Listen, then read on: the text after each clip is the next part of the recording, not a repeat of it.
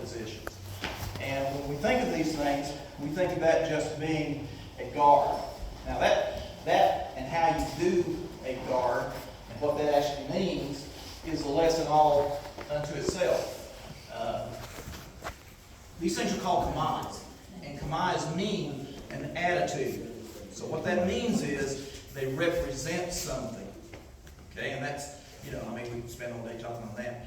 But let me just show you just a simple application of, at the beginning of that kata, when you come into this movement here, what this is. And then later on in the kata, when you have you have the 3 and the 4, and you have these guards, something that's just really simple. But this one is incredibly important to understand.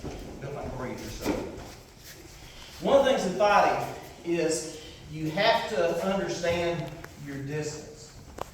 If I'm this far away, then I'm pretty safe from any punch that he launched from there. I've got a little time. He can cover distance really quick and nail me, before I can move. And a lot of folks are really fast, and they can do that. But as a whole, I'm pretty safe from here. Now, when I start getting, or he starts getting closer to me, then I become less safe the closer he gets. Okay? So, that's something that you need to know. You need to be aware of distance. Now, one way to kind of practice this with buddies in the dojo is, Bill, put your hands up like this. This is just a little drill you can practice. And I'm just going to reach out as fast as I can and touch in the solar plexus. And I want you to just block it. Just block it. Block it quick. Okay? Okay, I can't get him from here. I'm too far away. I've got too much time. All right, if I scoot in just a foot, let's try again. I'm trying, but I can't get it from here. I take another step in. All right, let's try it. You ready? He can't block it. That's your distance right there. That tells him how far away you need to be from somebody for them to not be able to hit you. And it's not very far. And that's not 100%. Nothing in fighting is 100% on that. That's just a small percentage. You've got Tony Williams that knows how to fly. And he'll get you from over there before you know it. So that's not 100%. That's a pretty good litmus. Okay, so what that tells me, and what your kata is telling you in these positions here is, if I'm out this far, I'm pretty much okay. I can keep my hands up, and if he comes at me, I've got a pretty good chance from here. I might even want him to come at me. That might be part of my strategy. But if I'm, or he, is this close to me, or I get that close to him, these hands better be doing something. Okay? Now, Bill has his hands up in kind of a fighting position, so what I need to be able to do is I need to be able, from here with one of my hands, is to get on top of his hands. Clear his hands and get on top of his hands. So Bill's hands are up in some type of position threatening him. I mean, it could be, he might be a boxer type guy, or he just might be wanting to wind up. But if I'm this close, my hands are coming over the top of his hands from here. And I better be doing something.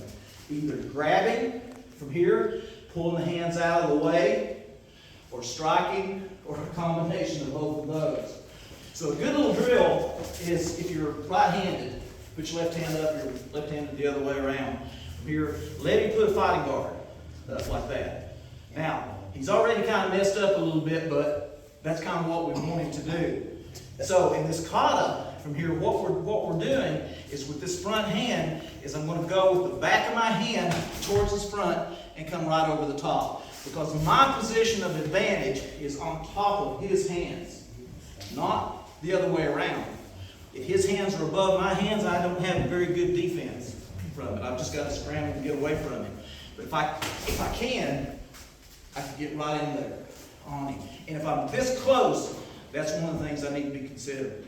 If I'm further out, but if I'm this close to him where he can just, it doesn't take much for him to reach out and tag me, he can tag me quick before I can block him, I better be doing something. So my something from Kusanku Kata is this, and then punching, or palm healing, or or whatever the technique is. That's up to you. Or kata gives you a kind of an interesting thing there at the beginning of that as well. You got all kinds of options, but the point is, the back of your hand pulls his hands down and away and allows you the opportunity to strike quickly.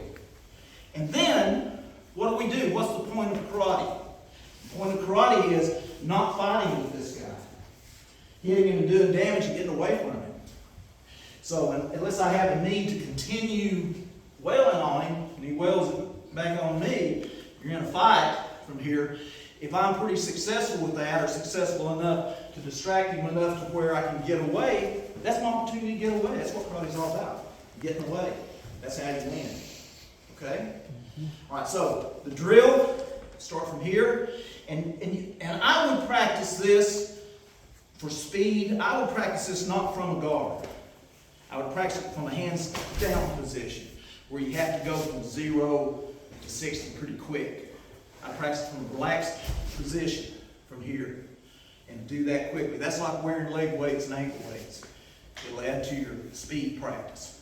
Okay, if I go up from here, I don't have much movement to use, to need, to be able to do. I don't have a whole lot of room to do it, and so it is faster. But for training, go from, hey, and then right to there, and that's it. Okay? All right. Awesome.